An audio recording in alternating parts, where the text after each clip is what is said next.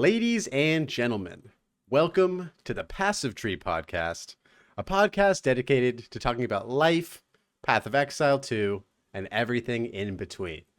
I'm your host, Blazeworks TV, and today on this fourth episode, we are joined with Rayclast Roadhouse. Welcome on, and how the heck are you, man? I'm doing good. How are you, man? I'm doing really good, dude. I've been playing a shit ton of Path of Exile 2. Despite the rocky start and the reception of Dawn of the Hunt, I've actually been having a lot of fun. And we'll get into that. But before we get into Path of Exile 2, we're going to do a classic question here.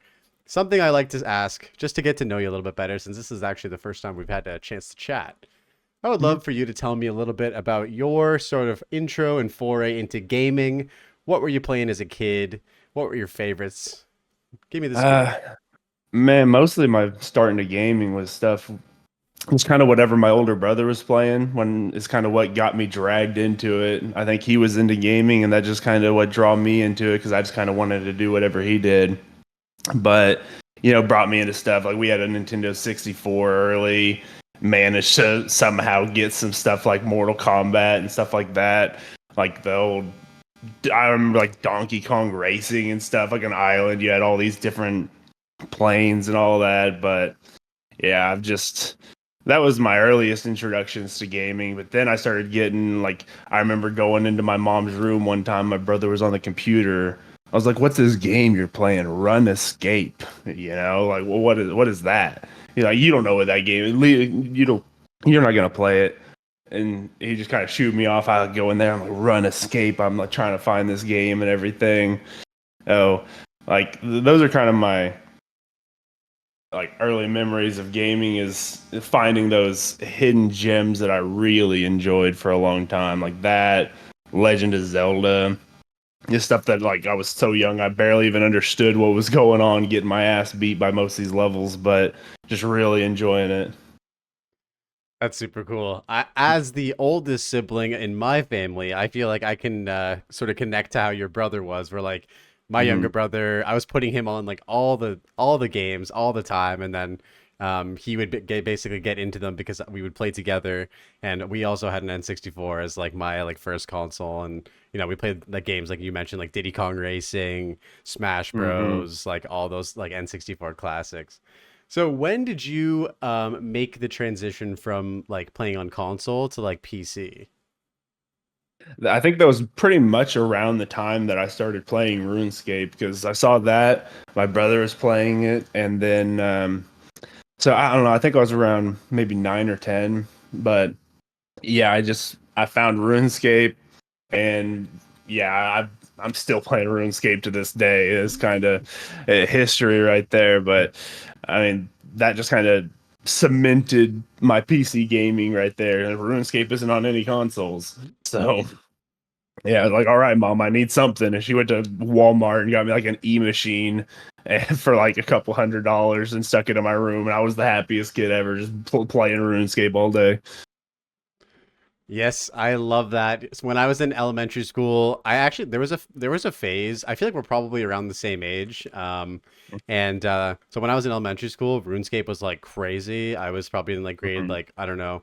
I was probably around 8 or 9 years old as well. And probably 90% of my class at the time was playing RuneScape. We would go home from school, log on, dial up internet, take up the phone lines, and then I would literally see my whole elementary school class running around Lumbridge and everything.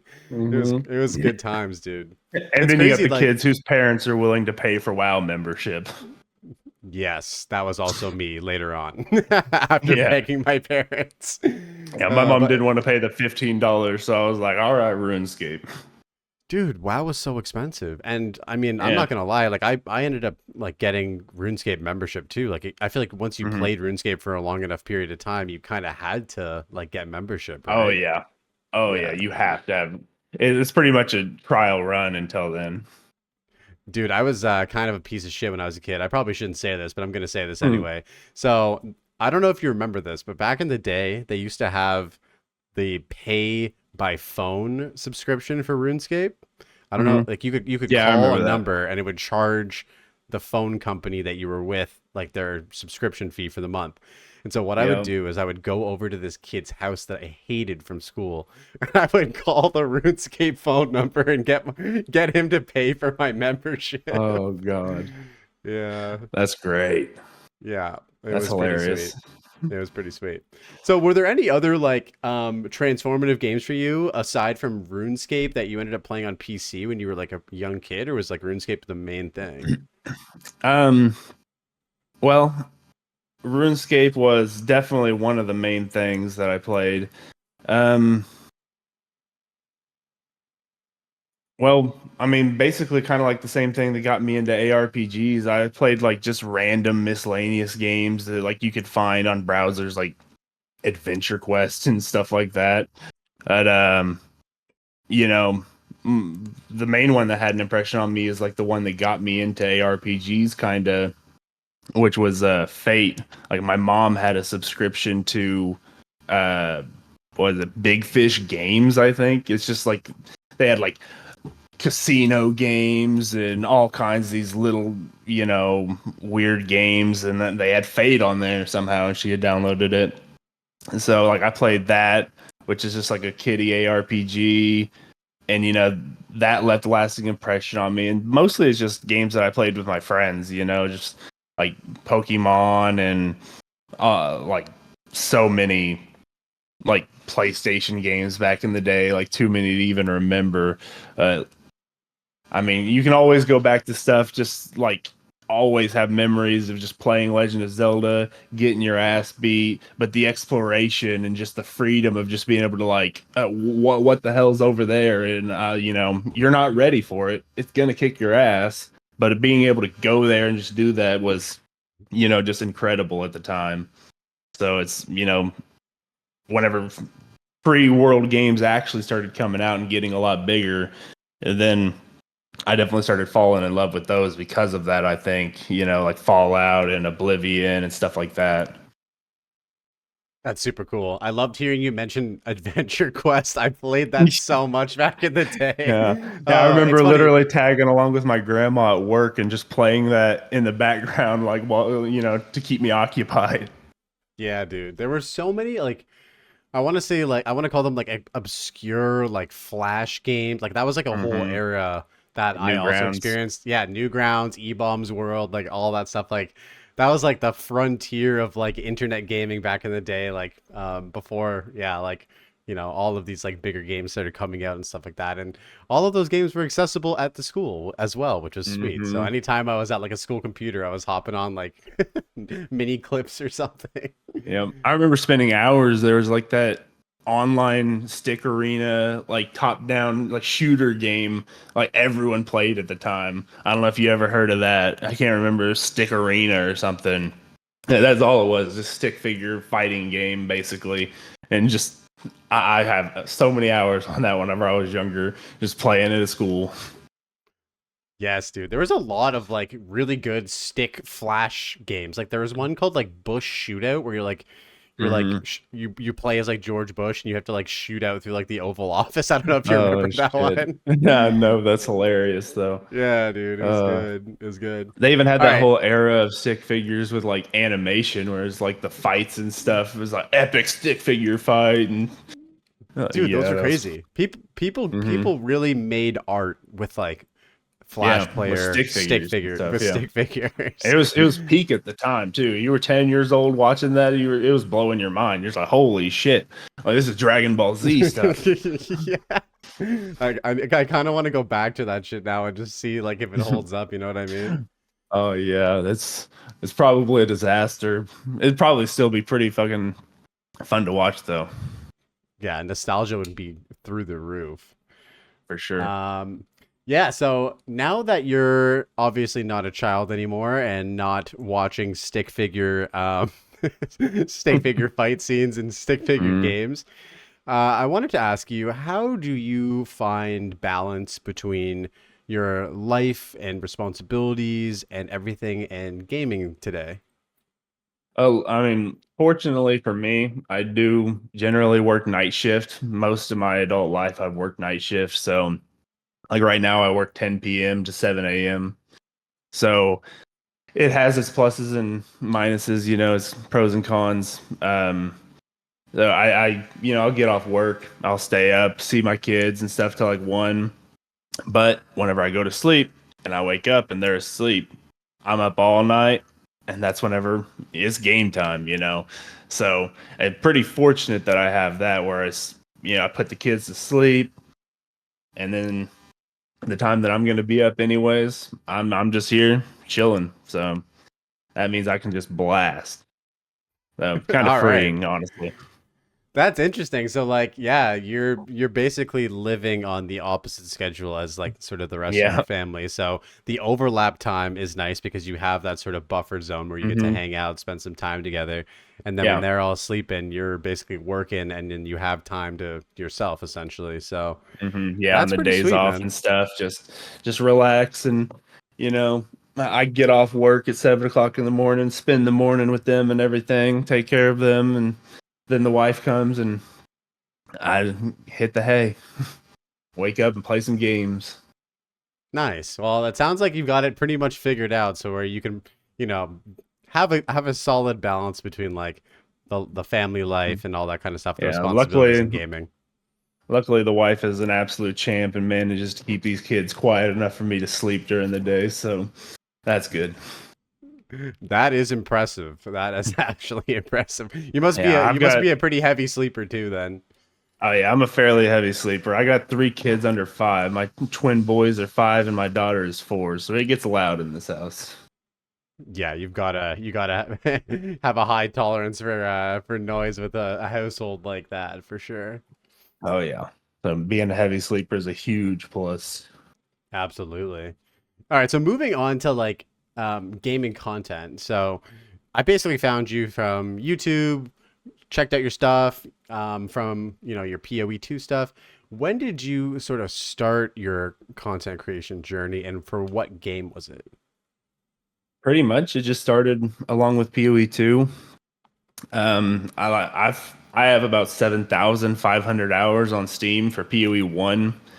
Probably 1,000 or 2,000 of that even maybe are AFK time, dealing with kids and leaving the game on accidentally, whatever.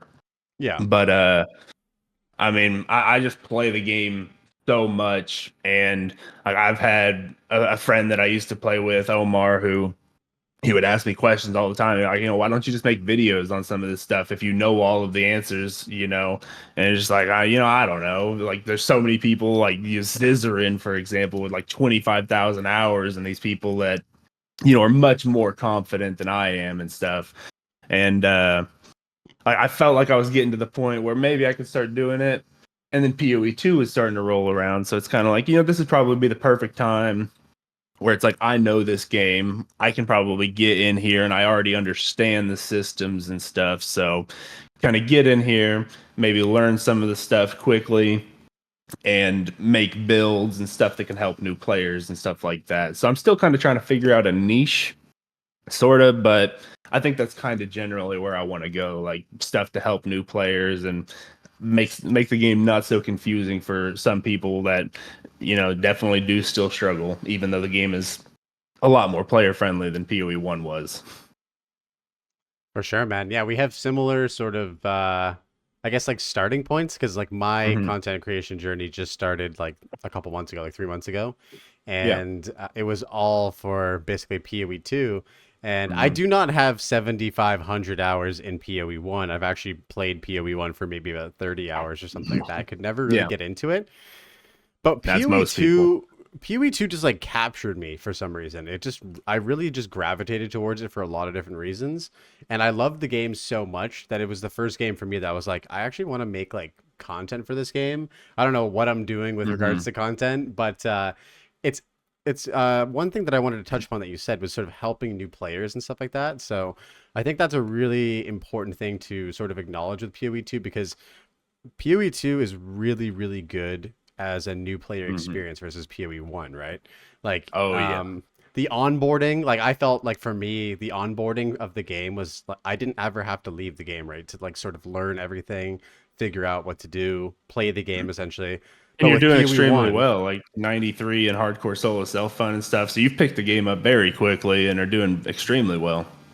Thank you, man. I mean, I am a gamer for as long as I've basically been alive. Same as you. I've been playing Hmm. a ton of games, and ARPGs has always been something that's been super like special to me. Like going back to the Diablo 2 days, Oh I yeah. played the shit out of that when I was in like elementary school, and et cetera and stuff like that. So, but yeah, man, I think that in terms of content, like Path of Exile is a game where like the content possibilities are so great because people always want to learn more, and there's always something interesting to be done with certain skills, certain builds, certain Hmm. items. So like I don't know, it's just like a content creator's like dream basically, because it's like you can make so many different videos if you want to. So I'm still Oh figuring yeah. it out, and I think you'll figure it out too as you just keep like getting inspired to make like videos and stuff. Yeah, recently I've just been kind of making some videos like this last league. I didn't make a whole lot, but I was just kind of just random stuff that I thought was extremely strong that most people didn't know about. Like I made a video about the invulnerability aura on the tame beasts, and I found a bug.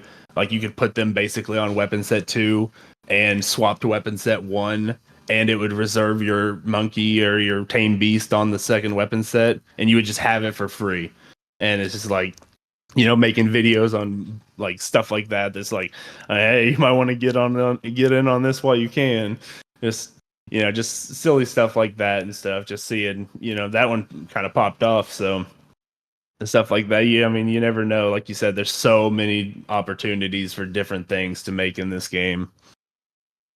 Absolutely, and the demand is so high because like you know people want to look for all sorts of information Hmm. about the game, and the game is very much not necessarily skill based. I think it is a skill based game, but It's I think knowledge what based. it's knowledge based. And so the only way to really acquire that knowledge is basically playing the game a lot or by watching basically Hmm. content or videos and stuff like that. So I think that it's just a really great game to sink your teeth into and to like make videos for, because there's always going to be that like sort of market for that knowledge that we have, right? And yeah, I mean, like for PoE 1, I was able to put thousands of hours into it, and that's not even trying to make, that's just me just blasting. Like if I was sitting there trying to make videos, I could have made so many in that time, just so many different things going on, different things that I learned, all of that stuff that are lessons you could pass on to other people. I mean, 5,000 plus hours of gameplay is a lot of time to learn a lot of things.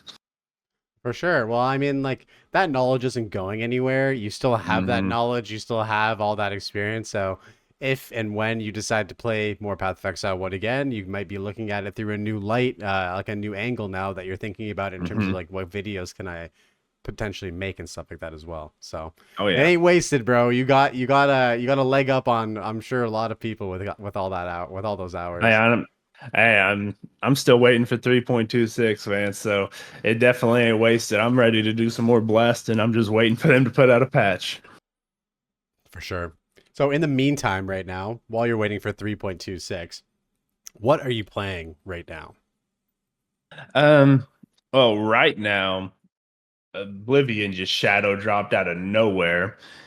My buddy told me that that was gonna happen. I basically told him he was full of shit because Bethesda's falling out of grace.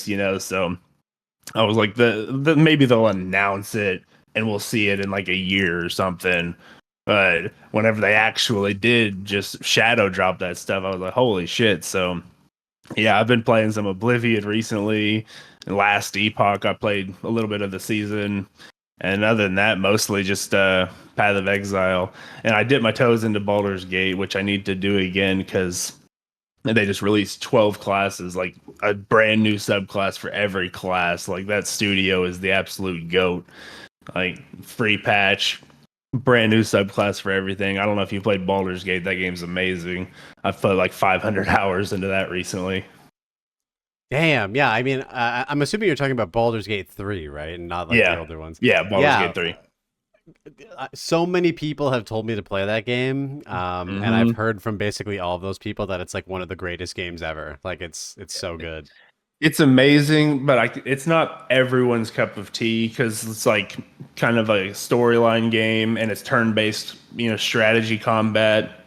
some people don't like that kind of slower gameplay and stuff. I love strategy combat, so it was right down my alley. And the story is absolutely like S tier as far as RPGs. It's basically just a D&D campaign thrown into a game, basically.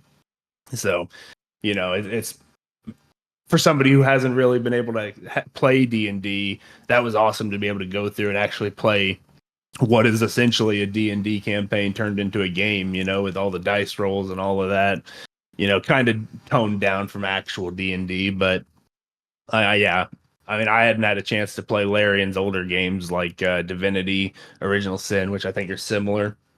But yeah, Baldur's Gate's absolutely S plus. That's super cool. Yeah, I'm really bad at playing single player games, and I know that you can play Baldur's Gate 3 with like a group of Mhm. like friends and stuff like that. But I always end up getting into these games, loving them, and then I'm like, but I could go Mhm. play something else with my Like, homies oh yeah, online my or friends are whatever. playing this right now, so yeah, I'm gonna go Yeah. play that. Yeah, I get Yeah, that. so that always happens to me, but I've had Baldur's Gate 3 in my back pocket and I've been waiting for the right moment. I might try and convince my girl to like get into it with me and play together. I've basically got her into gaming as we've Hmm. been dating for like the last like 4 years. We built her like a gaming Yeah, PC and everything like that. So she's set up and she's ready to go. hell yeah, But it's just a matter of finding the right games. We've been playing Dragon Wilds right now and it's been super fun. Just as like a cozy like chill game. yeah. Dragon Wild looks pretty good, honestly. Can't wait for Magic and stuff to come out. It looks looking pretty good. Yeah, I mean the whole RuneScape world, as I'm sure you're a fan of as well. It just like it feels Oh cool yeah. to be. It feels cool to be in that world from a different perspective and playing and having all of these like familiar things, like even from like cutting like ash trees and oak trees, like third person, or like crafting runes at the rune altar and stuff like that. Like it's fun to be doing that all like that, but not clicking and doing it all. Like you know what I mean? Like you're Hmm. actually like doing it. It's been sweet. So Yeah, yeah, you said last Epoch. I wanted to kind of highlight that because yeah. we're gonna eventually transition to more Path of Exile 2 content. But right now, you played last Epoch for a little bit. Was this your first time playing the game, or was this something that you've been playing for a while? Yeah, I've played off and on since I don't know. I think I have like 400 hours on Steam, but it's been since like some of the early beta tests and stuff. I don't know exactly how long, but a few years at least. Okay, nice. Yeah, I've been supporting Last Epoch for a really long time as an Hmm. ARPG huge fanboy. Anytime like a new game that looks promising comes out, even into early access and stuff like that, I definitely like try my best to like support that, especially with Yeah. as much of a passion project Last Epoch is. But man, the game has actually taken insane strides. Like when I got the game, it was like a year before multiplayer even came out, and the game just felt very like Hmm. very rough. It had like cool stuff going on. But yeah, like it's really seems like it's come a long way since, 2, 3 years ago or something like that. Yeah, it definitely has. So what was your experience playing through the new season? Well, it was kind of a mixed bag, honestly. Like on one hand, I did have a lot of fun and I was just blasting through, and I might even still play a little bit more, try to get to Aberoth and like Uber Aberoth and stuff. But I mean, maybe it's just because I picked the strongest class, the strongest character going into hardcore, trying to like, oh, they put out a new Uber boss for this game. I want to push for that and try to kill it. So, I haven't even played Last Epoch in over a year, So I look at some of these people who are putting out guides and stuff, and whenever I'm looking at guides, everyone's talking about like Judgment Paladin and how strong it is and how it's going to be like the hardcore build. So that's what I picked. So I mean, I didn't really expect to go into the build just destroying everything. But here it comes, like in the last Epoch. I don't know if you know, or I guess yeah, you said you've been supporting it for a while, but whenever you get like about halfway through the story, you can essentially just jump to maps. You can go over to the monoliths. And man, whenever I got the skill Judgment, I put that shit on, went to monoliths, 20 levels under, bam, just smashing everything. One shot, they're just melt instantly. And it's just like I don't know. They power crept the game so much. And I see so many streamers having like I mean it is fun. It definitely is fun for a while. But so long these like streamers and stuff have kind of like shit on Diablo 3, for example. And I had a lot of fun in Diablo 3 for quite a while. And so many people are like, oh, look at it. It's just so fast paced dopamine. There's just loot, loot, loot, loot, loot, loot, loot. It's just like, what the fuck is even going on? And now, they're experiencing that again in Last Epoch, and they're all having an absolute blast. So it's like, obviously, it wasn't that bad in Diablo 3. But, yeah, I mean, uh, I kind of don't like that way that they're going. They're power creeping the game way too much. And, it was like a good mix between Diablo and Path of Exile. And now it feels like it's kind of pushing more towards that Diablo's end. Like, it's just, I mean, I got two empowered monoliths, still like not even level 80. So the area is level 80, and I pushed like empower 100, so they get like 60% more damage in life. Still just boop, boop, boop, one shot and everything, face tanking. And it's like I'm supposed to be like the tankiest build in the game. I didn't know I was just gonna one shot everything too. It's I don't know. Maybe I did. Maybe it's just my expectations are high because I played a build that's just absolutely busted this game, this league. I mean, but yeah, it's been kind of a mixed bag. Interesting. So yeah, I think that, in terms of like the ARPG sphere, we have, sort of Diablo on the one hand, that's like the Mm-hmm. casual, that's known very much in like, for Yeah. the casuals. You got a couple hours after work or whatever, play the game, blast, have fun, get to end game super quick or whatever.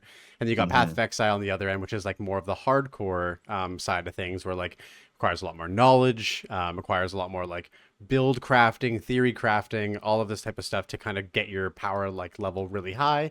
And then I think that it's funny with Last Epoch, they kind of sit in the middle. And it's interesting to hear you say that they're sort of leaning towards the more like casual side of things, where it's like quick to get to maps. You can get to maps halfway through the campaign, Mm-hmm. and then just blast and loot drops from the sky, easy Yeah. peasy sort of thing. Do you think that that's like the direction that they should go, or how do you think that like they should like I mean, find their own like lane basically? for me, I think Last Epoch is perfect in that niche that it was already in, which is like the middle ground. Like everyone's always said that it's the middle ground between Path of Exile and Diablo, because you have these creative, complex systems that you can use for crafting and stuff that make you feel really good, give you dopamine hits. And it's like, I swapped my gear. Now I've got problems with res, and you can look at your stash and find gear and be like, okay, here's a good piece. Let me craft on it and be able to get res on it deterministically and do all of this stuff that's really, really casual friendly and good for them. But like I said, they're kind of just going into this blasting period. And it's like if the game keeps power creeping like it is, like for me, I feel absolutely no challenge playing the build I was playing. eh, Like until I probably get to like Aberoth or Uber Aberoth. Like any of the in-game bosses, empowered monoliths, and all of this stuff, I'm literally face tanking all of it, not trying to dodge anything. And I mean, I don't think that that's necessarily the greatest for the game, that any build can do that without much effort. Because, I mean, there's plenty of times I didn't upgrade my gear for a while. I was just like, I mean, I'm still like nothing's even damaging me at all. I haven't seen my health bar move in an hour. So, I mean, I'm 20 levels under, but let's keep going. It kind of sounds like it's either like that build or that class is just absolutely Yeah, I mean, overtuned right they now. reworked Sentinel, and it's Yeah. absolutely, yeah, it's. Maybe I just need to get an SSF perspective from like Mage or something like that, and just go like Meteor build, and just see how it feels just doing complete fresh blind run, something like that. Because maybe that just is so broken that it warped my perspective, but the fact that Hmm. it was that broken with no bugs, no anything, and I just expected to be the tank class is like just blew my mind. Yeah, I'm sure that the way you described it isn't like what they want for the game, but that does happen from time to time when like a new league comes out and they update a certain class and stuff like that. There's Mm-hmm. obviously things that are a little bit overtuned, and So it's fun because you're just destroying everything and like, speeding through everything, but you're kind of just like, this isn't like, especially coming from a Path of Exile Hmm. 2, like, playing that game recently, it's like, you know, quite a drastic difference, basically. I think that made it Yeah. even more apparent. Yeah. Yeah, I mean, I feel whenever I played Last Epoch for the first time, I feel that they kind of did accomplish that meaningful combat a little bit, like they have like the lines for attacks and the circles and stuff, so there's stuff you have to be dodging all the time and stuff like that. But I mean, if they keep power creeping the game too much where you have insane damage and can blast everything off screen and stuff like that, and then it's like that meaningful combat's going to kind of go away. So like I said, they have a really good system that works for that medium pace where you're not just completely broken, but you can still blast. So it's like you're sitting there just blasting through some mobs, and then it's like, oh shit, big circle, got to dodge this. And so it can definitely be a good game, but I think they just need to tone it down a little bit, maybe even tone down some of the determinism, because like, have you messed around with legendary potential items before? I think I stopped playing before that came out. I think the Hmm. last time I touched Last Epoch was like when multiplayer like got released, which was a Yeah. while ago. Like that's got to be at least a year or two Hmm. ago now. Oh Yeah. yeah, that was I think like 2 years ago or so at Yeah. least. But Yeah. yeah, oh man, it's I don't know. Last Epoch is just kind of crazy. It's just a different. Like I said, they just need to slow it down. It's funny because I feel like the ARPG community almost can't like decide what like the perfect equilibrium of like power Hmm. creep, progression, and gearing is. Like, we have these three games. Well, not just three. There's other games like Grim Dawn or whatever. There's so Hmm. many different ARPGs, but every single one of them follows their own sort of lane when it comes to like those factors for progression. And it seems like no matter where the game lies, like someone's always going to have a Hmm. sort of like, oh, this there's an issue with this, or like they could, it just feels like it's kind of funny. Like as Yeah. ARPG players, it's hard for us to find like the perfect balance. So it must be like even harder for like game devs to like basically Oh figure yeah. that out, right? Like And it's every crazy. change that somebody likes, somebody else dislikes. So you can never satisfy everybody. Some people want PoE 2, for example, to just be like super blast, and some people, there's some newer players and stuff that are like, fuck yeah, this is basically a new Dark Souls game and I love it. So you can't please everybody ever. So it is For what it sure. is. Absolutely, absolutely. So in terms of like comparison between like Path of Exile 2, um, how did you find the like general like moment to moment gameplay in like Last Epoch versus like your experience with like the new League and Path of Exile 2 Dawn of the Hunt? Path of Exile's combat is definitely like a lot more visceral. Like you feel it a lot more every action that you take and stuff. Um, Last Epoch is just leaning more and more into that like blast zone where it's like I didn't feel like I'm needing to dodge monsters' attacks and stuff, and try to stay out. Like, oh, well, there's a big champion pack, I need to stay out of there. I'm just like, nope, I'm gonna go in there and bonk that dude. I don't give a shit. So it's like, yeah, PoE is. I mean, they overdid it a little bit in that last patch, but I mean, it definitely feels good, and that's the general consensus you see from most streamers. Like if somebody hops in and they're like, "Yeah, I went back to PoE 2 and tried it, and it just feels better." That seems to be the general consensus, I think. Yeah, I would I mean, I never jumped into like the newest like Path or sorry, the newest Last Epoch League, but from what my experience was playing the game, Path of Exile 2 has like a weight to it. Hmm. There's like a sense of gravity when you play the game. Your character has a nice weight to it. When they attack, it has like a certain weight to it as well. And the monsters certainly do have weight to them as well. When I played Last Yeah. Epoch, it felt a bit floaty. Like it felt like my character was like Hmm. floating through the world. It didn't have sort of any like weight to it, and the monsters kind of just felt like they were floating in this world as well. Hmm. And so I think that sort of feeling works well for a game that's supposed to be a little bit more fast paced and more blasty, as you like to say. But I think for me personally, and as we just said, like you can't please anybody, but like Path of Exile 2, that visceralness and that like kind of that more grounded feeling for your character and stuff like that, it's really just been like hard to replicate in any other ARPG now. And it's hard for me to want to like go and play any other games, despite the Mhm. issues that I do have with Path of Exile 2.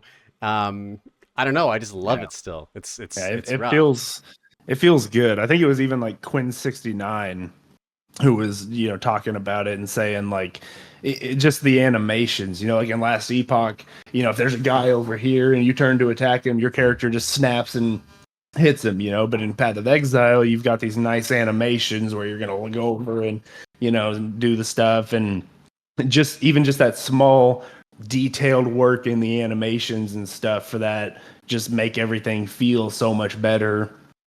And you can tell they put a lot of work and polish into that stuff, and it makes a huge difference, like that absolute polish and the character models and stuff, which is like a prime reason that they made PoE 2 from PoE 1 was to be able to update those character rigs and stuff.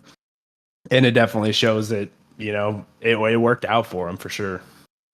totally. Yeah, I think that as much as the community is very very passionate about the game and loves to vocalize all of the like issues and stuff like that, I think like from an objective point of view, I personally do think that like yeah, it just feels the best for me. And I think that Mhm. objectively it looks the best too. Like the graphics of Path of Exile 2, like if you put in a screenshot of like whatever zone you want from Path of Exile 2 versus anything else like now, it just looks so good. Yeah. It just has like the, I don't know, the sharpest, cleanest details. Man, it's great. Yeah. But And that's the I want general joke with Last Epoch. People are like, is this a mobile game? It's like, yeah, you definitely don't get that with PoE. for sure, for sure. So I wanted to ask you, you played some of the Dawn of the Hunt. Give me a little bit of a breakdown. What was your sort of vibe? How did you feel about everything? Which class did you play? What did you like? What didn't you like? I started off Huntress. I'm the kind of guy that, I kind of like picking a theme and I'll just I'm going to make this work. And so it's like, I went in and I mean, the way the patch started off, it was honestly so rough because I wanted to go in and I wanted to play Rapid Assault. That skill just looked awesome to me. I didn't care if it was going to be good. I was like, I'm going to try Rapid Assault. And it was about the time I got to Cruel Geonor, and I like my damage is pretty weak, and I'm like expecting all damage. I had the ascendancy notes. I was setting at like 50% crit already, and I put a video up on my channel of this. I went and DPS tested against Geonor and just like swapped over to basic attack. Just put my sport gems into basic attack. And it was like, so rapid assault with explosive spear combo to explode the spearheads versus auto attack. And auto attack won by like, it was like 30 seconds versus like 20 seconds to phase him. And it was about that point that I started having a little bit less fun. I was just kind of like, why are they trying so hard to make us so weak that our auto attacks are literally stronger than some of these skill combos? And like, I just wasn't really comprehending it. And just like, they had to have made some drastic changes. But I mean, I pushed through that and ended up just kind of swapping over to hardcore and trying out Smith of Kitava, which I mean is an awesome class. They did a really good job with Smith of Kitava. So um, I enjoyed that character until I was in maps and white mobs out of nowhere. The in Act 2 in the bone field, like the big guys with the club and the shield that they'll just kind of charge at you and like slam. I had a pack of 3 of those. That was a white mob off screen, just come at me, and all 3 of them slammed at once and killed me on a character that was face tanking my map bosses. And I'm just like, all right, last epoch's in like 2 days. I was like, I think I'm just gonna take a break for a little bit. So I mean, Oh, I've been having a blast, but I mean, there's just a lot of discrepancies and issues that I see that are kind of making me just want to wait a little bit, you know. I hear you. That's super interesting, especially on Smith too. What level hmm were you when you died, if I may ask? Um, I think that character was like 73, 72 or 73. I Hmm. wasn't super high level yet. I didn't even have my third ascendancy, but I mean, yeah, I was still in just like I was still just rushing around doing some 1 and 2 tier maps, trying to get over to my nexuses just to get a couple points real fast on my tree. You know, I was just casually going over there. All the bosses were face tanking, and then out of nowhere, this white mob's just like bunk. Just like, oh well, shit. It's about time for last epoch after that. Yeah, Yeah. yeah. I geared up a huntress that I have ready to go. Try that out in hardcore. Um, you know, if defense isn't working the greatest, then might as well try some offense. So, Yeah, I mean, I just as I was telling you before we started the podcast, I just made my hunters yesterday, and I forgot how fun it is to play ranged. I've been playing melee for hmm like the last couple weeks, and man, it's just like I get it. People should be able to complain about how hard the game is, especially if you're playing melee. But like hmm ranged is just so much easier than hard, especially Oh, on hardcore as well.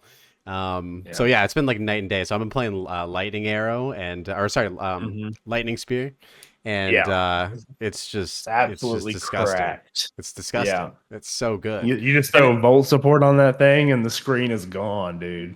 yeah, it's really interesting because I'm following a build guide right now, and so I feel hmm like, when I played my Smith character, I like built it myself and like kind of did some build crafting with my buddy, and figured out like a really solid build. Got to like level 93 yesterday, and everything just kind of slowed down. You know how it goes when you're like super high level. The XP like hmm grind is just insanely slow, and so I wanted to try something a little bit more like, faster and yeah, I keep seeing this lightning like spear throwing build, and hmm I had lucked out. So there's a few items that you need to make this build actually work, and because I'm playing HCSSF, I actually did find the majority of them while just playing the game, and I didn't even realize it. So as I'm building this like character, I'm like, oh, I have this spear, oh, I have this amulet, oh, I have these gloves. Like everything just kind of started organically coming together, which is super cool. So.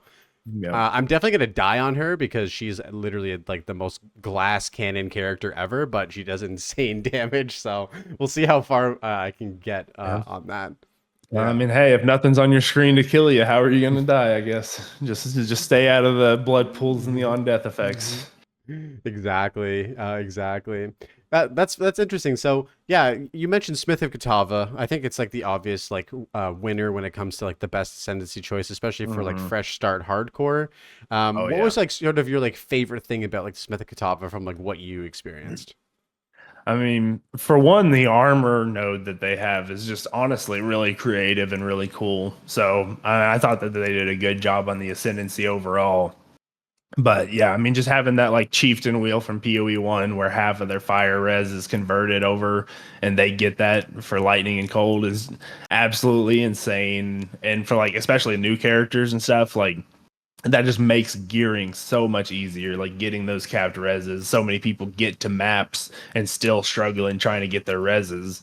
And I mean, it's not that hard on Smith of Katava. You know, you can buy a couple ruby rings or something and you know you're already pretty much going to be most of the way there.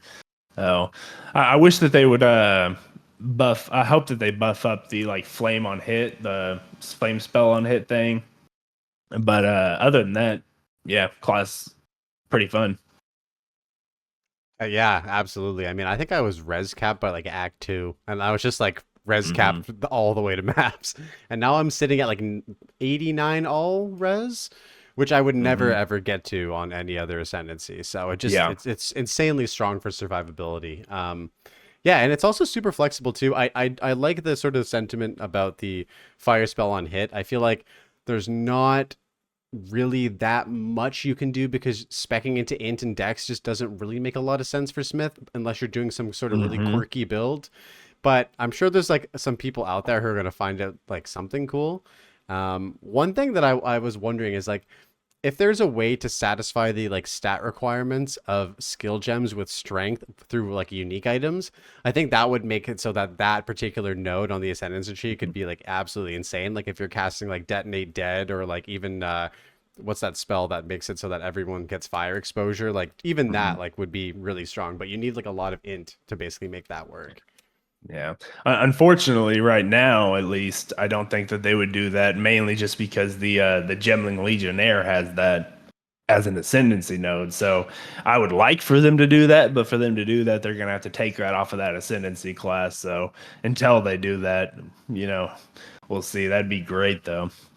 I think that would be cool. I think that they've started playing with sort of unique items fulfilling certain aspects of different ascendancies. Like I saw an item Hmm. today that's actually specific for the build that I'm doing where it's a helmet, but you gain like tailwind stacks basically by Yeah. having the helmet on. So it's like you're essentially like getting one of the best perks from the Deadeye Ascendancy just by having this unique item on. Hmm. So I don't think they're afraid of adding that stuff in because Yeah. there are these interesting mechanics that these ascendancies have, but it's cool to Yeah. be For able a to unique use item, pull. definitely possible. Yeah, it's cool to be able to pull those things in from certain unique items. So we'll see what they can cook up with in the future with that. All For right, sure. so moving on to some more Path of Exile stuff. I just wanted to talk about more like general sort of your perspective on Path of Exile. So I would love to ask you sort of a series of questions. Would you be able to tell me sort of what your I guess biggest gripes with the game are right now? Like what are you just not happy with right now within the game? Um. Well, for one, my biggest complaint with PoE 2 is honestly some of the problems with skills. For one, like you said, attribute requirements are just kind of insane. Makes, in PoE, there's historically been a lot of builds that, try to do like warriors casting spells and stuff like that. So it's, having those attribute requirements be so restrictive that even the classes that are like I'm a pure int character and I can barely use these int skill gems is kind of crazy. But I mean, that's just a small issue to me. My biggest issues are stuff like just how restrictive the skills are and like how high of a level you have to be to even get them.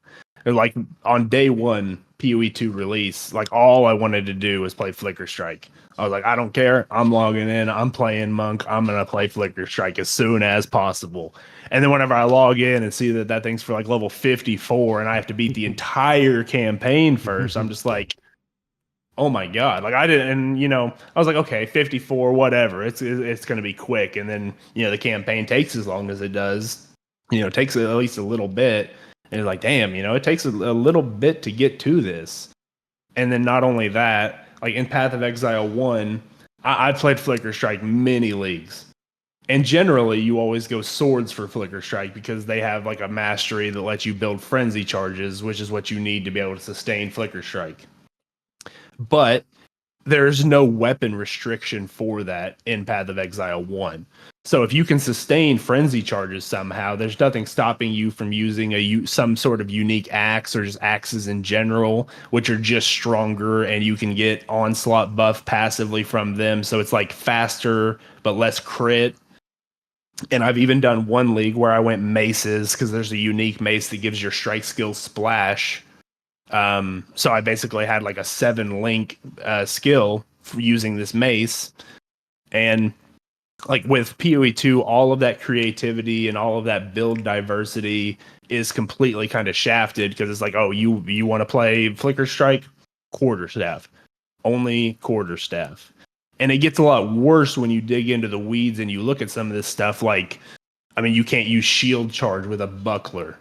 And Herald of Ash and Herald of Blood are only they don't do attack damage, but yet you still have to have a martial weapon. Like we have a blood mage in the game, but I can't use Herald of Blood with magic spells, Like if they add stuff like exsanguinate and blood magic and it's like not being able to use Herald of Blood with that, it's just so restrictive on some of this stuff for no reason, I feel. Some of it like Hammer of the Gods.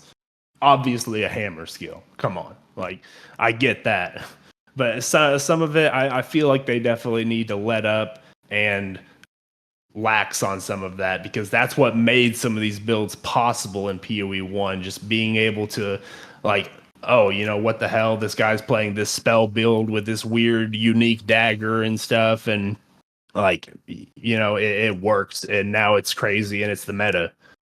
And you know, whenever you look at PoE 2 builds, everyone says the same thing. Like if you start Monk, you're probably going to be playing something like Ice Strike or Tempest Flurry with the bell, because that's just kind of the default built-in combos of the weapon, you know.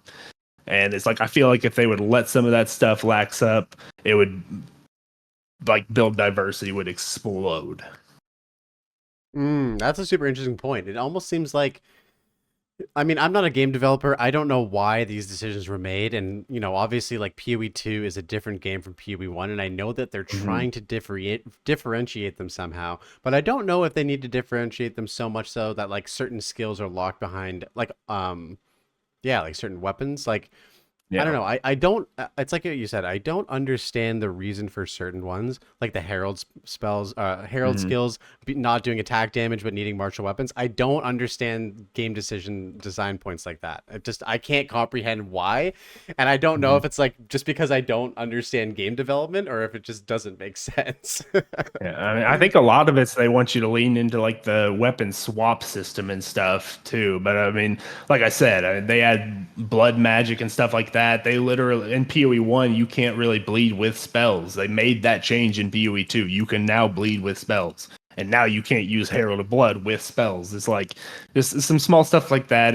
That might have been just an oversight, you know, like whenever they were making heralds, they were attack, and then they got to Herald of Ash and Blood, and you know, didn't really think about the fact that these aren't doing attack damage and scaling attack damage, so they don't need to be an attack. So, I mean, it might just be oversights, but some of them is clearly intentional and stuff. Like I said, with like Flicker Strike and stuff like that. Yeah, and I feel like it could be a relatively easy fix, like almost just a support gem fix, like chucking a new support gem that changes the attack, like damage type into spell damage from attack damage, or chucking a new support gem that allows you to basically use this spell with like a different like weapon or something like Mm-hmm. that. Like I don't know, like adding in those layers of flexibility, those layers of diversity without like completely Mm-hmm. having to rechange everything.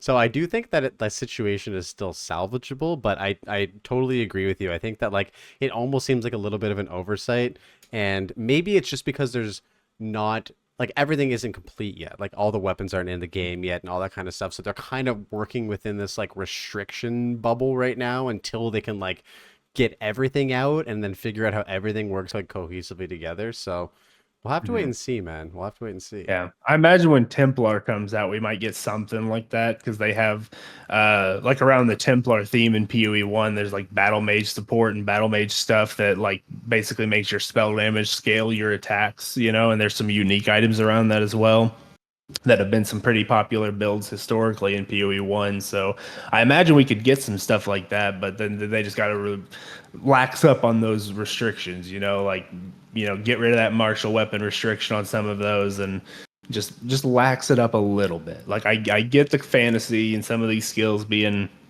you know, like Tempest Flurry and stuff. That's clearly like a staff skill. The animations swinging it around, doing, you know, doing like the old Jedi kid from the meme and stuff. It's but yeah, just lax up a little bit. Yeah, no, that's definitely some valid feedback. Aside from, you know, the sort of like restrictions on skills and build diversity in some respects, was there anything else that really stood out to you in terms of like you were unhappy with during your like experience playing the game? Um, I mean, in general, I think I have the same problem a lot of people do, and that's just that I don't think that the power is split enough between like white packs and rare packs and stuff. And just white packs have way too much power. Um, like I said, I lost like my hardcore character literally just walking around. I was face tanking every map boss I came across, you know, like, you know, not trying to face tank them, but if they did hit me with a move, I was generally perfectly fine. and it's just like this white pack of mobs comes over, charging off screen, like maybe a second to like respond to that, and they just like bunk, and I'm gone. I mean, that just doesn't feel good, really. It's like in PoE 1, sometimes you get like a massive swarm of these mobs or something, and you die to like a white pack or something, and I mean, it kind of feels a little fair. You just get swarmed by like 100 monsters, but whenever just a few white, like you're killing gods and stuff, and just a couple white mobs come along and just smack your shit around, it just doesn't feel that great. And it's like you don't get any loot for them either, so nobody wants to spend 5 minutes fighting white mobs. Yeah, no, I hear you. I feel like I'm a masochist and a difficulty enjoyer. Mm-hmm. My background in PoE is essentially playing through softcore for like 200, 250 hours, getting to basically like, tier 4 with everything, and then being like, how do I make this game more difficult? And Mm-hmm. move to hardcore solo self found, and I haven't played softcore since. And one of the things that I'm going to say right now might be a little bit of a hot take, but it goes back to Diablo 2. So in Diablo Mm-hmm. 2, there were a lot of monsters in the game, and some of these monsters were actually incredibly deadly for just being basic monsters.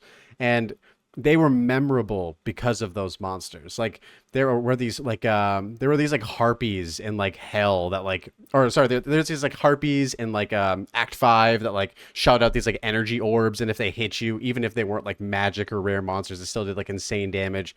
There were monsters that like, you know, put their fists in the ground, and then like they would shoot spikes up through the ground, and like they would do a shit ton of damage too.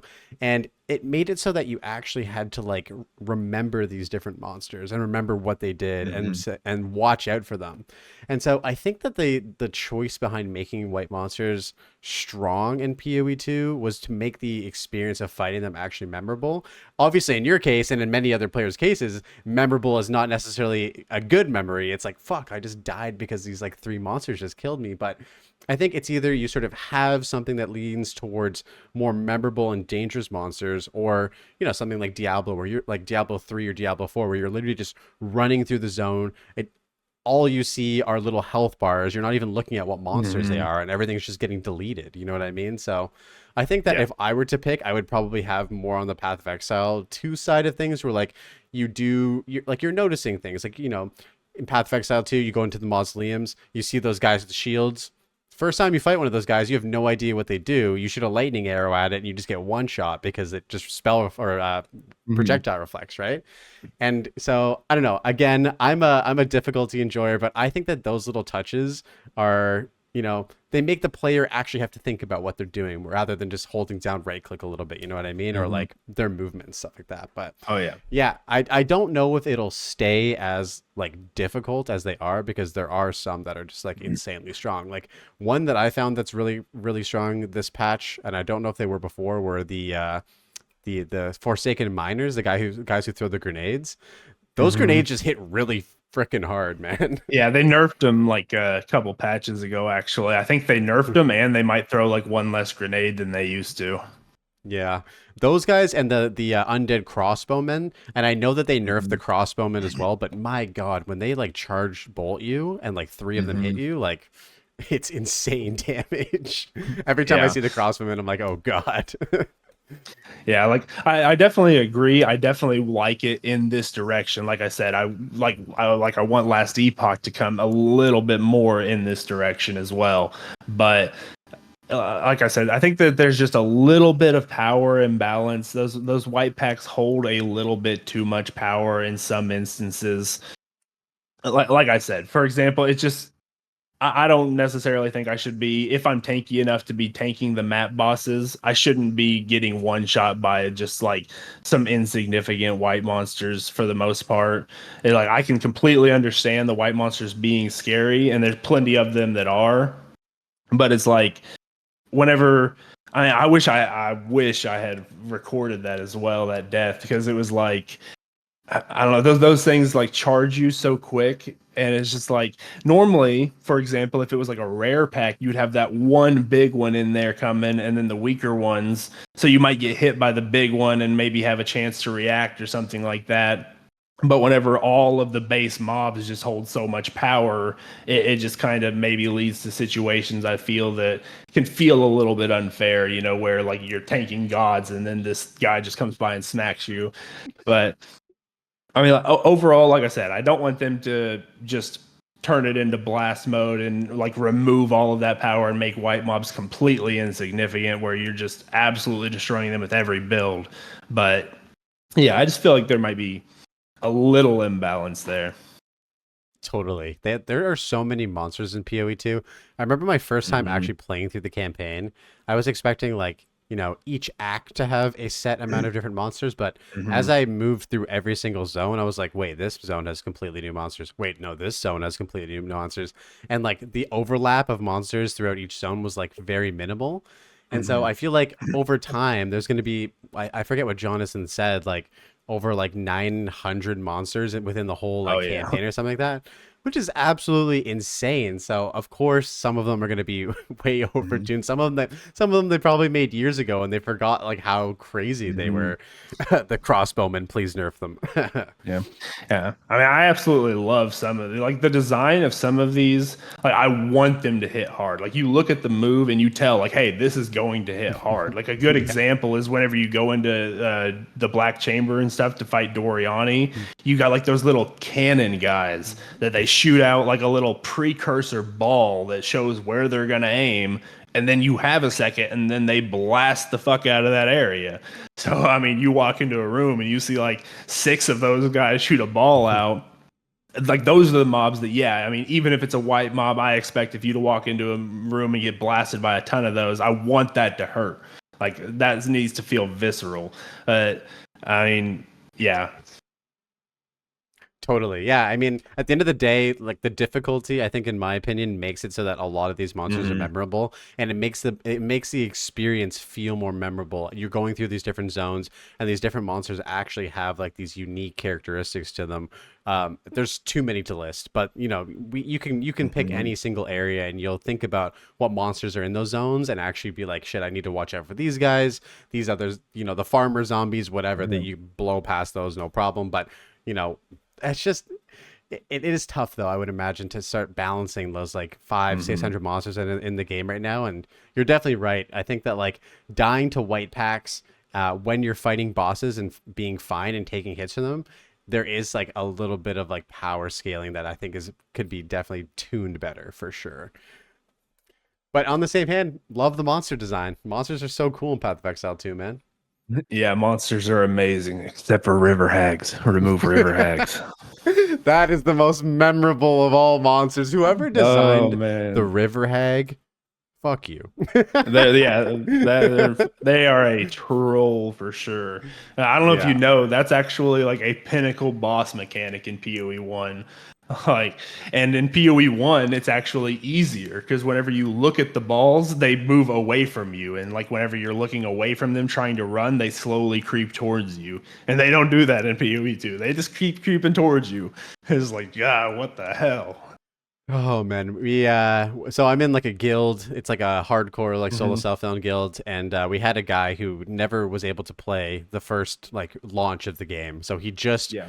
found time to get off of work, and so he's playing through hardcore solo self-found. He's playing it blind, and he's dying to all the classic quintessential deaths. Oh, I died to river hags. Oh, I died to silver the silver fist. Like Double I died to fists. all of Yeah. these like Getting all of fisted. these like yeah, all of these classic deaths, and I'm just like, yep, like you're just gonna have to go through the game and figure out where you're gonna die, and these are Hmm. all the classic spots. Welcome to the club. Yeah, the river hag thing I think is one thing that he specifically said was like I was not expecting to see a pinnacle boss mechanic in a white mob in just a random zone. Like that is like Yeah. hardcore, man. And just an actual insta death mechanic from a regular mob. Just like, oh my god. Yeah, Like I yeah. like where can these spawn? Please, my god. Start having these things pop up in your rituals and stuff. You're just like, oh no. Have you had a chance to play through the game? Like when you made your new Smith character, was that after they had done all the changes to the campaign with regards to like map sizing and like Act 3 and stuff like that, or was that after? Yeah, I made the Smith after they did that. mostly because I like went over to hardcore, um, because like they were making all those changes. And it's like, okay, I'll go ahead and hop over to hardcore now and get a fresh start and see how it feels. The map changes definitely feel a lot better. Even just small stuff like, funneling to the waypoints in some of these areas are huge changes that, playing through is going to feel a lot better. Some multiple of these zones, I have to like, oh, I found this next area. Let me go in there, get the waypoint, come back. Is like, yeah, now it's so much better because it just funnels you through a lot of it. Definitely. Yeah, like the Infested Barrens is one that I think is Hmm. really, really nice as a rework. Another one is obviously the waterways. I'm only saying these because I was just doing them today Yeah. through in Cruel again. I'm like, man, these areas are so much nicer. Like waterways is like notorious for being like the worst zone in the Uh, game, and like it's just like, yeah. yes, thank you for just taking away one checkpoint's worth of levers. I didn't need to do that every time. Like, damn.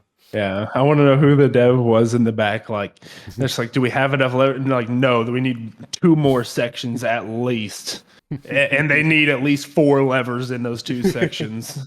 Yeah. You're like, all right, Uh, boss, you got it. yeah, for sure. So what do you think we're going to be seeing in the next campaign acts? This is something that is very hypothetical at this point, but I would love to hear any sort of thoughts you have. Where are we going in Act 4? Where do you see the campaign going? Give me your thoughts. Oh, do you care about spoilers? Or have you looked into, like, tried to spoil yourself at all? I've heard rumors. Um, uh, we actually kind of know Act 4 at least. I don't think, at least I haven't looked into it and seen. I don't know if we have a whole lot of Act 5 and 6 info. But Act 4, we actually, in the last PoE 1 league, built the town that we're going to. Is like the settlers of Calgary, you're building the town of Kingsmarch and everything. And that's where we're going to be going with like the expedition crew. And From what I've seen in like the beta test stuff, it looks pretty cool. You have this map and you like sail to these different islands and stuff and like the archipelagos or whatever. And it's supposed to be like a coastal tribal theme sort of thing. But I'm kind of thinking, I think it's going to go classic Diablo style. And by the time we get around to Act 6, the beast is going to be everything's going to be corrupted and we're probably going to be basically in hell, like the typical, like they seem to be liking the Diablo act, old dark town into the desert into the forest. So I'm wondering if by Act 6 we're going to end up in hell fighting Diablo. Like, Yeah, I think that that's a very good possibility. I've heard the sort of like the sailing concept a few times, and I think that's absolutely amazing. I was talking to mhm, Lex on the last podcast about how much I was in love with the like Ardura caravan concept for a town. Probably one of the mhm, coolest like town hubs that I've ever seen in like an ARPG, honestly, like a moving hub that you get to like guide where to go based on where you are in the, progression of the act and stuff like that. So mhm, the more of that I see in the PoE2 campaign, the better. I think that's going to be super cool to see how they take that. I won't have like the nostalgia factor, I guess, of like the Settlers League when it comes to like the content of Act 4, but mhm. even like the concept of it sounds like super cool. So that sounds rad. It's kind of ironic you say nostalgia since the league's been out for like a year now at this point. So by the time we actually get it, it might be nostalgia. Yeah, exactly. Well, wasn't there like two different Settlers Leagues in PoE1? I might be wrong. Yeah, there's Yeah. like the initial league where like the expedition people came and we got expedition and stuff, and then there's the actual like settlers of Calgary where we're building the town and stuff, and Mm. you know, uh, Gwenin and Tujin and all of them are building up the town. It's like a little mini game in your game and stuff, and you can send off ships and stuff to get they like bring back currency orbs and items and stuff depending on what you send out. It's pretty Oh, that's cool. super cool. Yeah, that's super cool. That's super cool. Man, this game is going to be like so damn good if they can just lock in and get all of these like Hmm. tweaks right, get loot feeling a little better because like as we mentioned before, like the foundation of everything, like the player movement, the fluidity, the visuals, the music, everything, it's like it's really really really strong. So I'm super optimistic for the game. There was a comment previously on like the last podcast where essentially the one of the people who was listening or watching said that like we weren't talking enough about like the stuff that we didn't like about the game.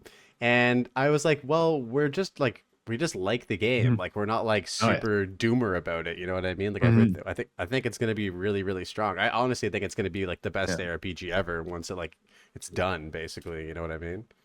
Yeah, I mean, I've put plenty of hours into it already. I'm going to put plenty of hours into it, and I'm definitely not doomer mentality like some of these people. It's like, oh my god, it's such a bad game, yada yada. Like, they're listening, they're changing stuff, and they definitely hear us whenever we have some of these complaints and stuff. And I think that they also feel them too. But I mean, Mark even said it in the interview. Like a lot of these balance changes, they're firing at the hip. And some of them are missing, you know, like they didn't mean to necessarily nerf everybody as hard as they did with some of these changes in campaign and stuff. And maybe they're firing a little bit too much from the hip, but these are all just balance issues and tweaks that they just got to get right. And I feel like eventually we will get there. Even just if you look at the beginning of this patch to now with the small patches that they've done, it's a drastic difference. Oh my god, it's actually crazy. I forget what letter we're on now. It might be F, F or G or Yeah. something like that. Like, Yeah, I yeah, think we're going to G maybe. yeah, I think GGG. I mean, I wanted to ask you sort of about your perspective on grinding your games. But before I do, I just wanted to say that like, you know, coming in from somebody who's mainly been like a Blizzard guy, you know, played a lot of Diablo, World of Warcraft, and all that kind of stuff.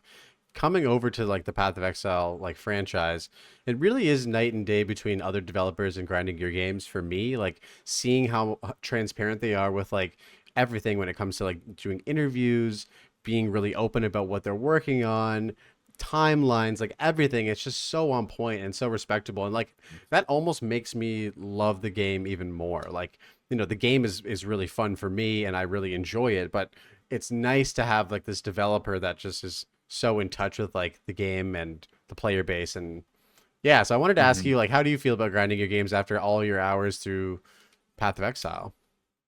GGG is honestly a amazing company. I think that they've done a phenomenal job. A lot of people like to get in hissy fits whenever their favorite skill doesn't feel good or, you know, something is out of whack or too strong. And that's how it's always been. But I think GGG is, in general, there's a lot of really good people that work there. And a lot of people that work there, you talk to some of the bigger streamers that have been for around for a long time. There's a lot of people in this company that love and play this game a lot themselves, you know. So I think that they're doing good. I do think that the shift with Jonathan being the head is not a bad thing. I like Jonathan. He seems like a pretty cool guy. I just feel like maybe he needs like his own time manager or stuff. He seems kind of like a dreamer and like any of these timelines that he pushes forward, like every single one of them has been wrong and they've had to push it back. And it's like it seems like he's just a little too optimistic, a little too hopeful, and he keeps putting out stuff that like it's kind of inflaming the community. I feel because it keeps pushing stuff back, and like PoE 1, for example, a huge example where he's like, you know, they're like, okay, we're working on it, and then they have this announcement. And they're like, by the way, literally not a single developer has been working on PoE 1 for months now, and we've known this. We just haven't said anything. Like, you just can't do that, you know. Like that's gonna make a lot of people mad. And it's like if they would just be honest about some of these deadlines and maybe try to like sit down and have like a serious meeting about some of these timelines or something, it might be a little bit better. But overall, GGG is great. I don't think Chris Wilson being gone is sending them down the shitter or anything. I think Jonathan and Mark are pretty good guys, and they seem like they know what they're doing. Totally. Yeah. It's funny because, you know, I'm a PoE2 Andy, so my Chris Wilson is essentially Jonathan Rogers and Chris Yeah, Roberts or whatever his name is. So yeah, Mark. yeah, like, you know, I think that from what little I've known about the company, sorry, from what little I knew about the company before getting into Mhm. Path of Exile to all of the stuff I know about the company now, it's just they're just a breath of fresh air. I think in this sphere of gaming right now, where it's like there's a lot of developers who just don't like really care about their products or don't really Mhm. care about their players. So yeah, we'll have to see. I totally agree with your statement about how like Jonathan just seems like a bit too over optimistic. Like if he had just said, PoE 2.1 might take, a little bit of a hit while we try to get PoE 2 basically in a good state. The player base would have been upset, but they would not have been nearly as upset as, Mhm. mic drop PoE 2 or PoE 1 league delayed until further notice, basically. You know what I mean? It's like Yeah. when you go to a restaurant and you have, a waiting list, and like they're like, "Yo, you're going to have to wait like 30 minutes for your table." You're like, "Okay, no worries." And then they call you in and they're like, "Yo, your table's actually ready in 20 minutes." And you're like, you get excited. But if they tell you that your table's going to be ready in 30 minutes, and then 30 minutes comes by and it's like, "Oh, actually it's going to be another 2 hours," you're going to be like, "I'm never eating at this restaurant again." You know what I Oh, mean? you needed a table? Sorry, nobody was working on that the whole time. Yeah, Like, oh shit. Okay. yeah, yeah. Now I'm gonna starve. So yeah, they definitely, Mhm. a lot of companies go through these issues where they're used to making one game, and as soon as they adapt into a second game or a second product, like they have to learn how to like basically manage their resources, manage their time better. And I'm not surprised. Like if if I looked at that incident objectively, I would have been just like, yeah, like of course they're not going to work on Path of Exile 1. Like PoE 2 just launched; it's their company's most successful commercial launch, and the game needs like love right now. Like it needs to be boosted up a bit, right? Um, but I totally Yeah. understand the whole like player base basically of PoE 1 is allowed for PoE 2 to exist as well. So there's like an interesting Mhm. like dynamic there, right? Yeah, I think that's a lot of the reason why a lot of these PoE players are just kind of mad, like a little overly mad in general. I mean, it's almost like you just took people with an addiction and you took away their addiction. Like every 3 months, they've been getting this hit of dopamine, and they're just like crack addicts. Every 3 months, just like, where's my league? Yeah, I need it. I need to blast right now. And it's like you take that away for over a year, and then you tell them like, hey, we haven't even been working on it. It's still gonna be a bit. It's like, they're over there like, man, you know, yeah, if they would just be a little bit more transparent, try to get those dates a little bit more accurate, then I mean, like even just the last Epoch debacle where they ended up, kind of interfering with the last Epoch launch. I mean, like if some of these timelines would have been a little fleshed out better and they would have known that ahead of time, then maybe that whole debacle and people being so pissed off about that wouldn't have happened because we would have already had that date. Um, Mm.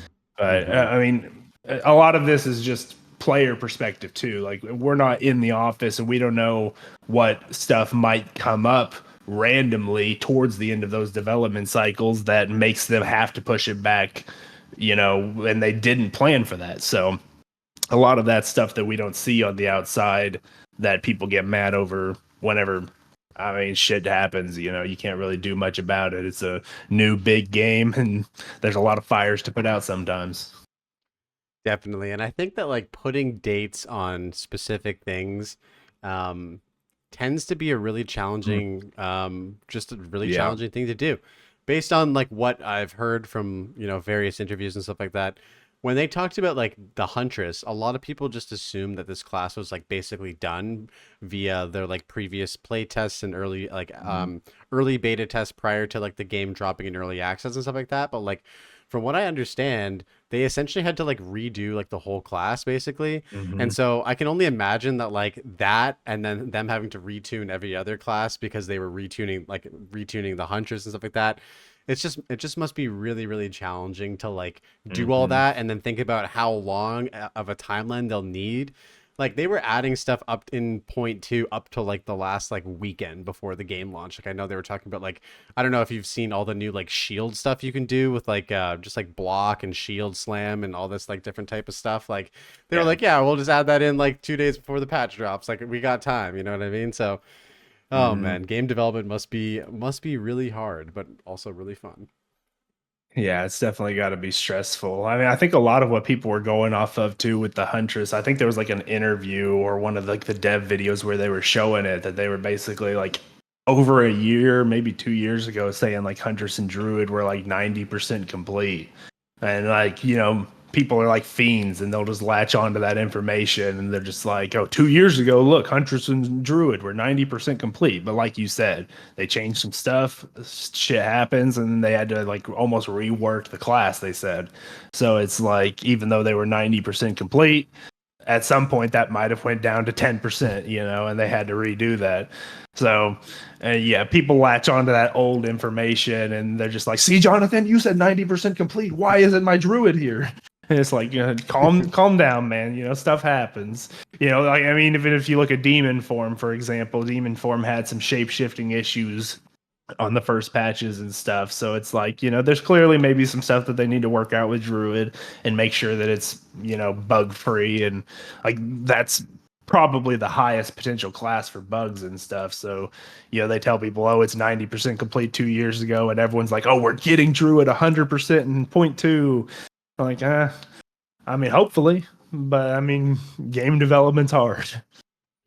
Yeah, yeah, for sure. I know, so when like the point two patch was like getting teased and like a lot of like the important stuff that they were releasing was like kind of coming out in like waves. I was Mhm. already like jaw on the floor, like wow, like they are doing so much to this game Mhm. and like this content update. And here I am, like Blizzard fanboy since like 2005 or whatever. Before that, 2000, being like, you know what? All the stuff that they would do for that GGG would do in like a free content update would be something that Blizzard would sell me as a paid expansion, basically. So I'm just Oh like, yeah. wow. And then all these Path of Exile guys are like, oh yeah, that's like standard GGG practice. Like, they cook for a while, 3 months later, they drop some like fat content update and everybody's happy, basically. So it's pretty special, Mhm. man. It's a pretty special company for sure. Like, they really value player experience and player value. Like it's unreal, man. Yeah, those league hype cycles are definitely like those are almost as exciting as the league launch itself for PoE players, I think. You'll see that like as more leagues come and stuff, just every time news drops, you got all the content creators making videos about different stuff and what they think about, like, oh, this new unique that came out, or oh, look, oh my god, this new notable on the passive tree or something. And then they drop the patch notes and everyone's like looking through there. Did my favorite build get nerfed? Did my favorite build get buffed? Like, oh, did they nerf my unique? Like, oh shit, they removed this line from this one thing and now this entire build is bricked. And it's just so much to talk about and so much excitement that it's just, everyone's exploding. And then when the game launches, it's just kind of it quiets down because everyone's just in the game. It's definitely something special. Totally. I had somebody who I was talking to, actually probably a couple of my friends who were sort of watching the like Dawn of the Hunt, teaser stuff come out. And I as I just mentioned was basically like, yo, there's a lot coming out in this new patch. And they were like, oh, that's not all of it. There's going to be more. Mm-hmm. There's going to be Act 4, there's going to be Druid 2, all this type of stuff. And I'm like, that is a lot. Like I like, again, I didn't know what to expect in terms of like GG being a newer developer that I like sort of started learning about, Yeah. but I already felt like the stuff that they had done with like the 100 new support gems and the unique items and all this type of stuff and the end game systems and everything. I'm almost like, this is plenty. Like this is for a point two early access patch. Like, this seems like it's good, but people had even higher expectations, which is crazy. I think a lot of the reason for that is, again, I think this comes back to Jonathan and the timelines and stuff that he's setting. Because I mean, like they said that they want early access to maybe be done by 2025. And he even said in like a more recent interview, he thinks like 65% chance for that to be like for that to happen. And it's like, I mean, look at it. Like we're in the fourth month of 2025 right now, and we just got one class. And it's like, we still have what, 5, 6 more classes to release. Oh, it's like, they got to release like almost a class a month now at this point to get all of them in, and they still have to finish the whole story and make sure that the end game is good and stuff. It's like they still have quite a bit to do, I feel. Yeah, I honestly think that there's no shot we're getting PoE 2 1.0 in 2025. You probably heard me say this in the last podcast, but I'm Mhm. thinking end of 2026 is when the game's going to drop. And I don't care how long it takes. GGG Mhm. Cook. The game is fun right now. The game will be fun in a year when you guys add more stuff to it. By all means, Yeah. take your time, do it right. But it's like what you said earlier about how people really latch on to these like statements that Jonathan makes. Like if there's a Mhm. percentage a number attached to it, people really love that information. And so I think that people are really gonna be like, oh, 65%. There's like this level of copium that everyone's gonna have now because that's better than a coin flip that we're getting the full game coming out at the end of the year. But There'll I probably don't. be a meme come into the year on Reddit. People will be posting 65%. Yeah, for sure. Yeah, so how are you doing, man? It's been like an hour and a half. I told you like an hour and a half for the podcast. How are you feeling, bro? I'm doing good, man. I'm good to go for as long as you are. Don't matter to me. I'm just gonna probably play some Oblivion after this. Okay, cool. Yeah, we'll probably go for like another 15 minutes or so. I don't want to take up Sounds too much good. of your time, but yeah, having a great chat and thank you so much again for coming on the podcast today. Hmm. Um, Yeah, no problem. so yeah, I know we talked about a lot of sort of um, stuff that we didn't really like about the game. So I wanted to sort of expand on that and see sort of what your thoughts would be in terms of what you look forward to the most in the game, basically, whether that be maybe hypothetically speaking, a new trading system gets gets Hmm. gets released into the game, or what are some things that you'd love to see like brought into the game? Basically, it can be whatever you think. I mean, for one, on trading system, I would love to see a new trading system.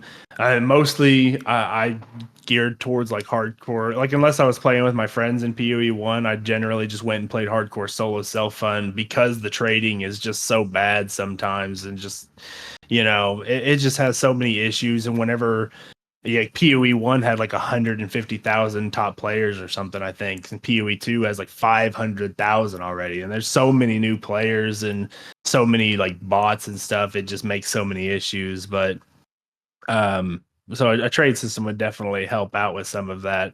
But I mean, overall, there's a lot to look forward to. I think people are extremely doomer talking about like how bad the crafting is, and it is basically a slot machine right now. But I mean, you can see we have the tools like omens, for example, and stuff, and more of these tools are gonna keep coming, like Recombinator.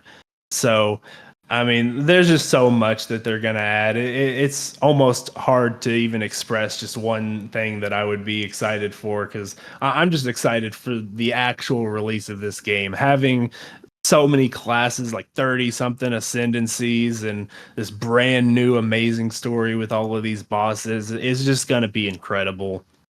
And it's like I don't think people spend enough time giving them praise for how good some of these bosses and stuff are.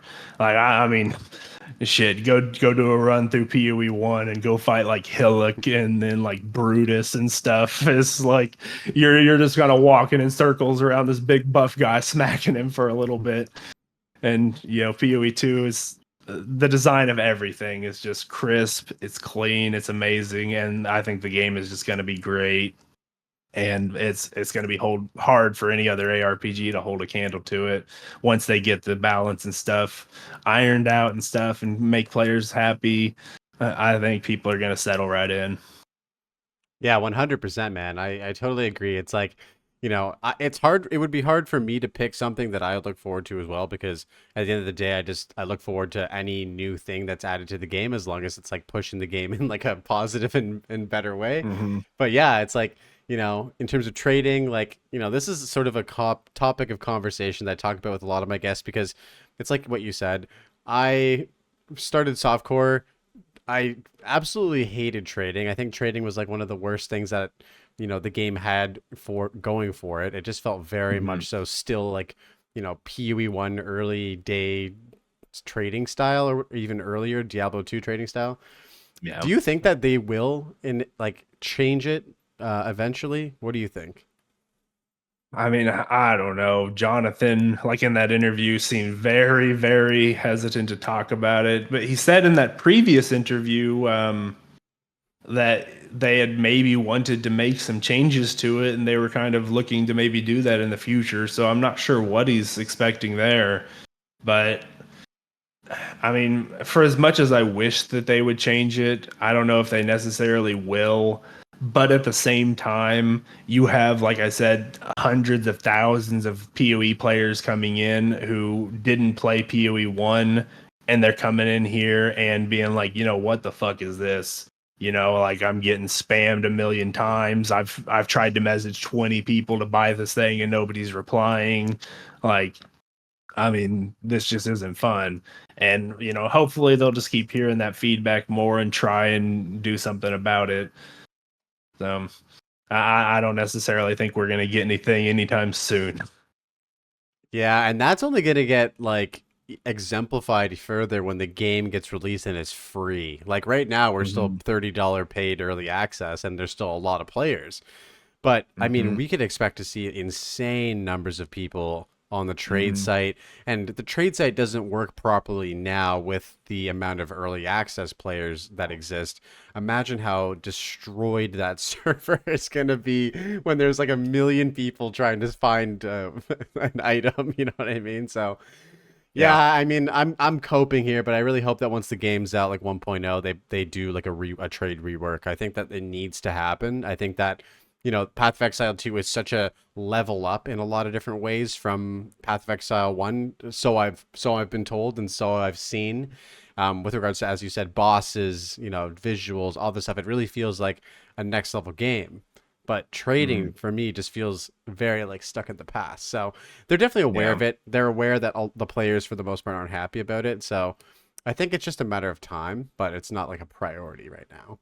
Yeah. I think last Epoch system that they have is pretty good, but I don't know if Path of Exile will ever adopt that. I don't know if you've seen their whole Circle of Fortune and the trade thing that they've got going. It's pretty nice, but I don't feel like it's. I don't know if it feels like Path of Exile really. I mean, as a solo self-found enjoyer for the most part right now, I think that like showing some love to the people who like decide to play that way would be nice. Obviously, like I love the way that Last Epoch has handled that, where you either basically choose to Hmm. have like improved drop rates and stuff like that, or you can interact with like the trading sphere, in the auction house, or however the trading is. It's an auction house, right? In or sorry, in Last Epoch. Yeah, Yeah, yeah, they have yeah, like a yeah, faction that unlocks an auction house. yeah, yeah. No, I think that's brilliant, and I don't know. I don't think it would be beneath GGG to not like directly rip that, but discover their own like grinding gear Mm, games way of like, you know, how to do that in their own style. You know what I mean? I think that would be cool yeah. because Last Epoch in a lot of ways has leveled up the modern ARPG sphere. Like the in-house loot filter, those like all those Mhm. little things like the encyclopedia, or whatever they have, where it's like everything is in there. Yeah, it has a lot of nice quality of life features, and I wouldn't be surprised if Path of Exile 2 sort of incorporates that in the future, but not until they finish the game. Yeah, yeah, that'd be definitely nice. I really wish that they would just kind of take that in-game loot filter and be like, "Hey, yoink, like, that's mine now." Yeah, I just would like love that. work with like Neversink, just like get him to like bring him over to Hmm. New Zealand and get him to just develop that for them, and yeah, like it would be next Yeah, level if they had that as well. It just feels like it should, like with how good the game is, you know what I mean? Like it just should have that. yeah. Um, I, any like I mean, any class that you're looking forward to the most, like coming soon? TM? probably Shadow and Templar. Honestly, Shadow is like daggers and stuff are usually pretty fast and have a lot of like crit builds and poison builds. I usually like poison. I was hoping for more poison stuff with spears, honestly, but we got bleed instead. So I thought that was kind of odd, but okay. Yeah, Templar is. hopefully we get righteous fire and we can go around lighting ourselves on fire and just stroll through the game. Hell yeah. I don't know what either of those classes do, but Oh from what I man. understand, like the Shadow is essentially like the rogue archetype, like Yep. daggers, sneaky, versatile, fast. Templar kind of your hmm like paladin like Exactly. archetype Yeah. as well. Yeah. Yeah, there's a skill that's associated with it's going to come with Templars called Righteous Fire. I don't know if you've ever seen videos of it in PoE 1, but you basically light yourself on fire and you take like a percentage damage of your health, and it's like that damage is converted into fire damage. It's just an AoE circle around you. So you just get like massive amounts of health regen and stuff, and just have this flame circle around you. And people make memes about how it's like the old grandpa build of PoE 1 because you don't have to press anything. You just light yourself on fire and run into mobs, and they just kind of melt. And I think people are really looking forward to that skill. Hopefully, it kind of works pretty similar. You know. Yeah, hopefully it's not locked to like mace skills or something. Like, you know what I mean? Yeah, flails or something. Yeah, Yeah, flails, that's yeah. another cool thing. Flails. That wasn't they didn't have flails in PoE 1, so no idea what's going to come with that. That's going to be interesting to see for sure. Oh, really? They didn't have flails. Okay, that's No, super cool. nope, no flails. So the entire flail skill tree might be pretty unique. Not sure what Yeah. exactly they would take for that. It might be pretty much all new stuff essentially. That's gonna be crazy. I didn't know that. Okay, I thought like everything was basically like a translation over from PoE 1 stuff. So it's cool that they're like Yeah. pretty much developing like brand new content for Path of hmm Exile. And Oh even man, traps in PoE 1, traps were just the skill gems themselves, like through traps. Now in PoE 2, it's actually going to be a weapon type. that's kind of crazy too, man. There's like a lot of stuff to look forward to. It's hard to pinpoint it. hmm I really just hope that moving forward, GGG sort of learns from a little bit of their like growing pains and mistakes that they've made, with regards to like how they've handled certain things, and hopefully we see like a resurgence of players coming back, and like hopefully they can take a W in like point three. I really hope that like point three comes out and like people are stoked on the game more so and not so like critical of it. Yeah, I really hope. I think that the Druid's gonna bring a lot of people in because I don't know. It just seems like the Druid's just like a beloved class in Path of Exile, and a lot of people are like looking forward to that class coming out. Are you stoked on that one as well? Personally, I have no idea why. I've never been like a huge druid archetype fan. It's never been something that really appeals to me. But man, you can see it in comments and stuff. And like if you're watching like the live stream reveal and stuff in Twitch chat, everyone's just spamming Druid. Like Huntress was basically a footnote. Nobody gave a shit about her. There's like, get out of the way, give me my bear. Like people love that shit. It's like it's not necessarily my favorite like class type historically, but I'm still super excited for it. And I tell you, if they had a quadrilla form for that thing, I would go nuts. I would not ever play any other class, but I doubt we'll get a quadrilla form. That would be absolutely insane, bro. Quadrilla form. Oh my Dude, god. if I could run around as quadrilla form druid, my dreams would be complete. I'm telling you. That'd be sick because, And like tame a quadrilla with you and stuff. Get a quadrilla specter. Just bring just the an gang. army. Yeah, no, I think that like, talking from like an archetype perspective, like the last time that I ever was like able to play like a druid in like a game was probably like I guess you can kind of play it as the in last Epoch, but Diablo 2 Mhm. for me is like the like, classic like druid where like, you have the elemental spells, you have the like, shape shifting stuff, and then you also were like summoner as well. So I think that they did it perfectly in like Diablo 2, and I'm really interested to see in how they bring it into Path of Exile. Was it like similar in Path of Exile 1 where it was kind of like those were like the three routes that you took, like shape shifting or elemental spells or like summoning like minions, or how did it work in In Path of PoE Exile? 1, shapeshifting didn't even exist. There Mm. literally is no shapeshifting at all, not a single thing. So in PoE 1, it's just generally like attack builds, spell builds. There's a lot of different archetypes, traps and totems and stuff like that. Yeah, no shape shifting. That was brand new to PoE 2. Oh, okay. So yeah, I can see why people are hyped because essentially there's a Hmm. new way to play this class that just didn't exist in PoE 1 as well, which is Yeah, super sick. once they showed off Druid and the Demon Mommy subclass and stuff, people were like, "Holy shit!" Like, so many people I saw in the comments, they're just like, "I don't care. I'm playing the Demon Mommy." For sure. People just want to be able to transform into all different types of shit in these types of games. You know what I mean? Uh, Yeah. oh Yeah. yeah. Yeah, it's definitely a class fantasy for sure. We'll see what they give us. I'm kind of hoping for something a little bit more. I think that's where I fall off is just like, you've got these people like blasting like thunderstorms and blizzards across the whole screen, and some guys over there like, "Ah, I'm a bear now." It's like, I don't know. I don't know why that just never really appealed to me.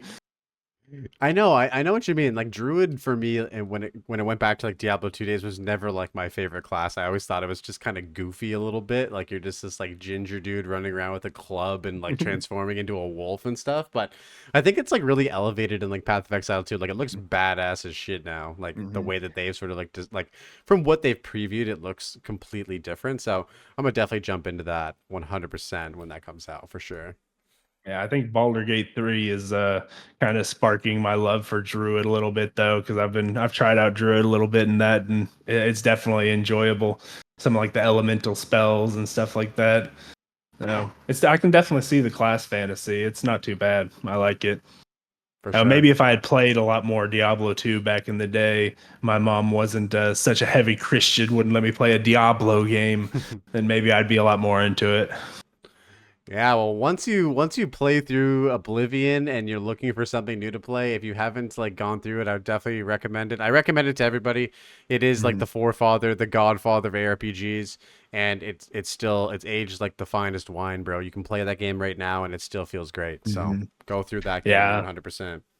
Yeah, I've only played through Diablo 2 one time, honestly, and it's been long enough that I don't even remember like the second half of the campaign and stuff. So maybe I got a druid run coming in my future. That sounds great, man. All right, bro. Well, I think we're probably gonna wrap it up here at like an hour and 45.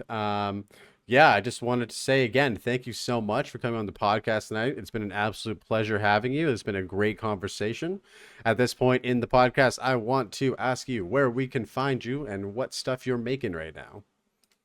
You can just find me, search Ray Class Roadhouse on YouTube. Every once in a while, I'm trying to do some streaming. Generally, take up the night shift, start at like midnight. Just stream all night long until like the kids wake up. But yeah, just still trying to figure out my niche right now. Mostly trying to make some stuff that'll help new players and stuff. So if looking for anything to help out a little bit, maybe some item filters or some stuff like that, I might have you covered. So maybe check me out. Right on, man. Well, I mean, we're both very much like in the early, stages of content creation, and I think like what I'm trying to do, and I think what you're trying to do right now is just like shoot something out there, see what sticks, and then I think you know this is sort of something that I sort of discovered through like my like job, which is like an artist. I do Mhm. like murals and stuff like that. Um, I've tried a bunch of different painting techniques and styles and stuff like that, and I think like over time, you know, by adding in and trying all of these different things, it just sort of expands your own knowledge of what you're working on, and then it helps you find what you enjoy doing the most. So I'm saying this as like a reminder to myself, but also maybe it'll help you out. Just like, don't be afraid to just put something out there, bro. Like if you're enjoying it, send it out there. Who knows what's gonna happen, right? Like anything Yep, can I happen. agree. Yeah, I yeah. completely agree, man. I think you're gonna do pretty well too as you continue to play Path of Exile and continue to learn. Like you said, you've got to 93. You're picking it up real quick. You're just blasted and gaming. And like I said, whenever I first saw your videos and stuff, your editing and stuff is really well done. So you're doing a good job so far, man. Thanks, man. Yeah, I just I love the game. I've never had a game that's like actually made me want to like make videos about Hmm. it.